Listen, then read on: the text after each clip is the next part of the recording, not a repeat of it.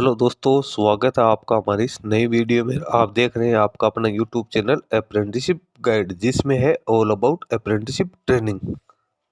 तो इस वीडियो में अपन बात करेंगे एयरपोर्ट्स अथॉरिटी ऑफ इंडिया, जो कि गवर्नमेंट ऑफ इंडिया का मिनी का पब्लिक सेक्टर का एंटरप्राइज है, इसके द्वारा निकाली गई रिक्रूटमेंट के बारे में। जी हाँ दोस्तों, AA की ओर से जूनियर असिस्टेंट फायर सर्विस के पदों के लिए रिक्रूटमेंट का नोटिफिकेशन जारी किया गया। इसमें जो कैंडिडेट सारा एलिजिबिलिटी क्राइटेरिया कंप्लीट करते हैं वो इसमें अपना एप्लीकेशन फॉर्म सबमिट कर सकते हैं। तो दोस्तों सबसे पहले अपन चलते हैं इसके ऑफिशियल नोटिफिकेशन पे और जानते हैं कि इसमें कौन कौन सी एजुकेशन क्वालिफिकेशंस और कौन कौन सा एलिजिबिलिटी क्राइटेरिया है वो कैंडिडेट्स के लिए रखा गया है। सारी जानकारी इस वीडियो में अपन डिस्कशन करने वाले हैं। दोस्तों अभी तक आपने हमारे चैनल को सब्सक्राइब नहीं किया है तो चैनल को सब्सक्राइब कर ले, बेल आइकन पे क्लिक कर नोटिफिकेशन ऑन कर ले, ताकि वीडियो अपलोड होती है नोटिफिकेशन के जरिए आप तक सारी इंपॉर्टेंट जानकारी वो पहुंच सके। आप हमारे टेलीग्राम चैनल और व्हाट्सएप ग्रुप को भी ज्वाइन कर ले, लिंक आपको हमारी वीडियो के डिस्क्रिप्शन बॉक्स में देखने को मिल जाएगा।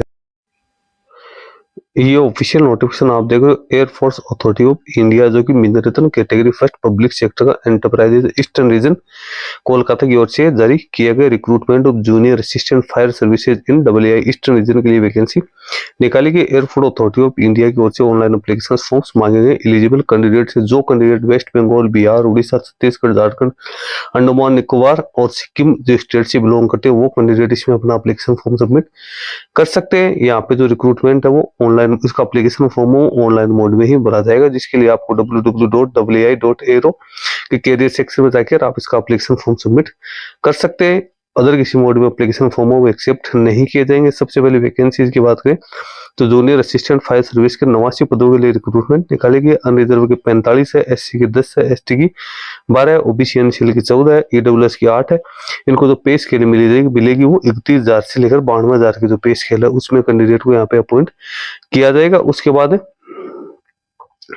इंपोर्टेंट डेट्स की बात करें तो इसका ऑनलाइन एप्लीकेशन फॉर्म 30 दिसंबर 2024 से भरना शुरू होगा। एप्लीकेशन फॉर्म भरने की लास्ट डेट है वो 28/1/2025 रखेगी। ऑनलाइन एग्जाम की जो टेंटेटिव डेट है वो बाद में आपको है वो नोटिफाई कर दी जाएगी। एमुलमेंट मैंने आपको बता दिया, तो बेसिक पे के साथ साथ यहाँ पे जो अदर अलाउंस है जिसमें आपकी बेसिक पे, डियर अलाउंस, पर्क, HRA वो सब यहाँ पे इंक्लूड किए जाएंगे। इसके अलावा CPF, gratuity, social security schemes, medical fitness की जो सुविधा है वो भी कैंडिडेट को यहाँ पे दी जाएगी। एज क्राइटेरिया की बात करें तो कैंडिडेट की मिनिमम एज 18 वर्ष, मैक्सिमम एज 30 वर्ष होनी जरूरी है 11/2024 की स्थिति में, जिसमें SC ST के कैंडिडेट को 5 साल की और OBC कैंडिडेट को 3 साल की है वो छूट दी जाएगी। एज क्वालिफिकेशन एक्सपीरियंस काउंटिंग के लिए कैंडिडेट के पास में 11/2024 की स्थिति में सारा एलिजिबिलिटी क्राइटेरिया है वो कंप्लीट होना जरूरी है। एजुकेशन क्वालिफिकेशन की बात करें तो कैंडिडेट 10th प्लस 3 साल का जो अप्रूव्ड रेगुलर डिप्लोमा है मैकेनिकल या ऑटोमोबाइल या फायर में तो वो होना जरूरी, या कैंडिडेट है वो 12th pass out regular study में होना